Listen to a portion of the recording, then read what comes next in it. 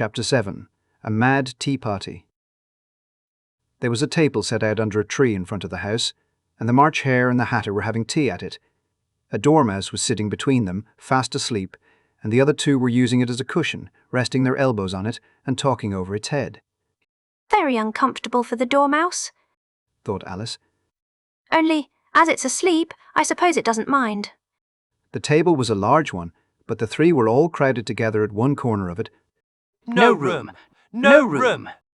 They cried out when they saw Alice coming. There's plenty of room, said Alice indignantly, and she sat down in a large armchair at one end of the table. Have some wine? The March Hare said in an encouraging tone. Alice looked all round the table, but there was nothing on it but tea. I don't see any wine, she remarked. There isn't any, said the March Hare. Then it wasn't very civil of you to offer it, said Alice angrily. It wasn't very civil of you to sit down without being invited, said the March Hare. I didn't know it was your table, said Alice. It's laid for a great many more than 3. Your hair wants cutting, said the Hatter. He had been looking at Alice for some time with great curiosity, and this was his first speech. You should learn not to make personal remarks, Alice said with some severity. It's very rude. The Hatter opened his eyes very wide on hearing this, but all he said was, Why is a raven like a writing desk? Come, we shall have some fun now, thought Alice. I'm glad they've begun asking riddles. I believe I can guess that, she added aloud. Do you mean that you think you can find out the answer to it? said the March Hare. Exactly so, said Alice. Then you should say what you mean. The March Hare went on. I do. Alice hastily replied. At least I mean what I say. That's the same thing, you know. Not the same thing a bit, said the Hatter. You might just as well say that I see what I eat is the same thing as I eat what I see. You might just as well say, added the March Hare, that I like what I get is the same thing as I get what I like. You might just as well say, added the Dormouse, who seemed to be talking in his sleep, that I breathe when I sleep is the same thing as I sleep when I breathe. It is the same thing with you, said the Hatter, and here the conversation dropped and the party sat silent for a minute, while Alice thought over all she could remember about ravens and writing desks, which wasn't much. The Hatter was the first to break the silence. What day of the month is it? He said, turning to Alice. He had taken his watch out of his pocket and was looking at it uneasily, shaking it every now and then and holding it to his ear. Alice considered a little and then said, The 4th. 2 days wrong, sighed the Hatter. I told you butter wouldn't suit the works, he added, looking angrily at the March Hare. It was the best butter, the March Hare meekly replied. Yes, but some crumbs must have got in as well, the Hatter grumbled. You shouldn't have put it in with the bread knife. The March Hare took the watch and looked at it gloomily. Then he dipped it into his cup of tea and looked at it again. But he could think of nothing better to say than his first remark. It was the best butter, you know. Alice had been looking over his shoulder with some curiosity. What a funny watch, she remarked. It tells the day of the month and doesn't tell what o'clock it is. Why should it? Muttered the Hatter. Does your watch tell you what year it is? Of course not. Alice replied very readily. But that's because it stays the same year for such a long time together.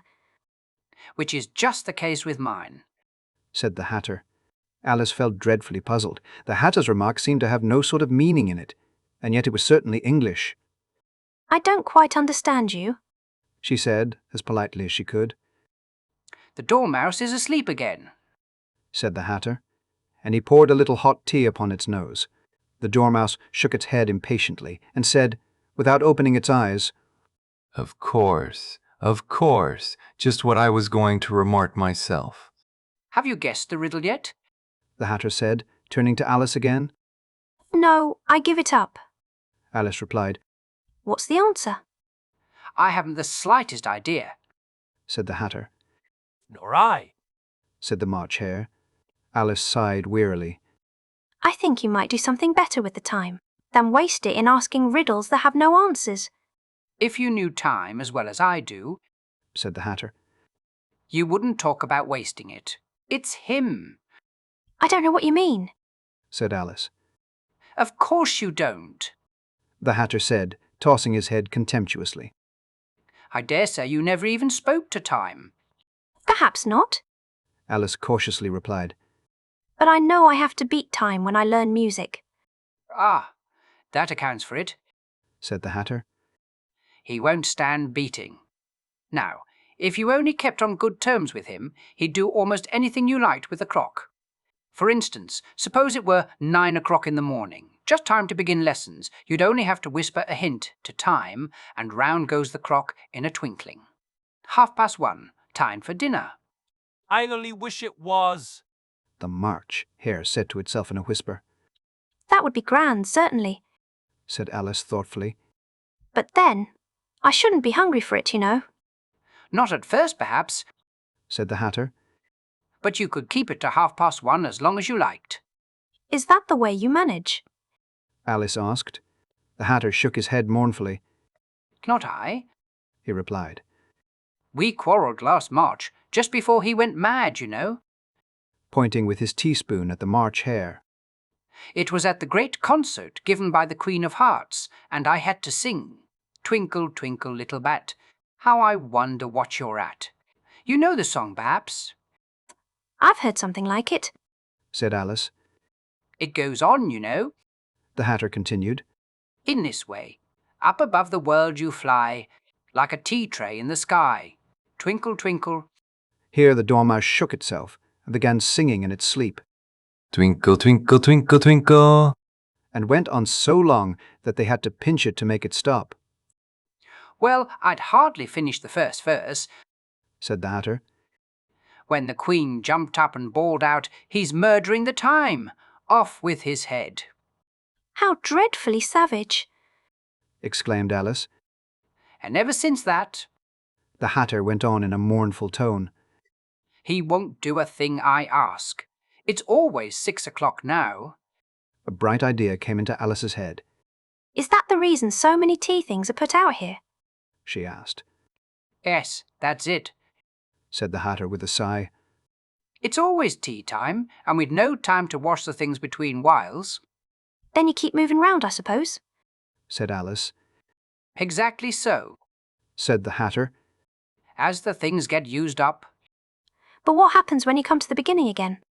Alice ventured to ask. Suppose we change the subject. The March Hare interrupted, yawning. I'm getting tired of this. I vote. The young lady tells us a story. I'm afraid I don't know one.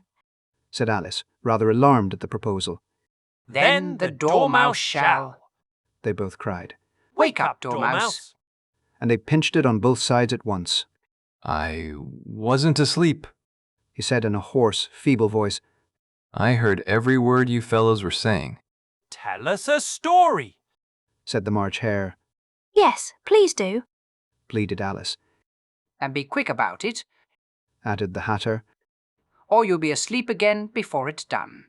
Once upon a time, there were 3 little sisters, The Dormouse began in a great hurry. and their names were Elsie, Lacey, and Tilly, and they lived at the bottom of a well. What did they live on? Said Alice, who always took a great interest in questions of eating and drinking. They lived on treacle. Said the Dormouse, after thinking a minute or two. They couldn't have done that, you know. Alice gently remarked. They'd have been ill. So they were. Said the Dormouse. Very ill. Alice tried to fancy to herself what such an extraordinary way of living would be like, but it puzzled her too much, so she went on. But why did they live at the bottom of a well? Take some more tea.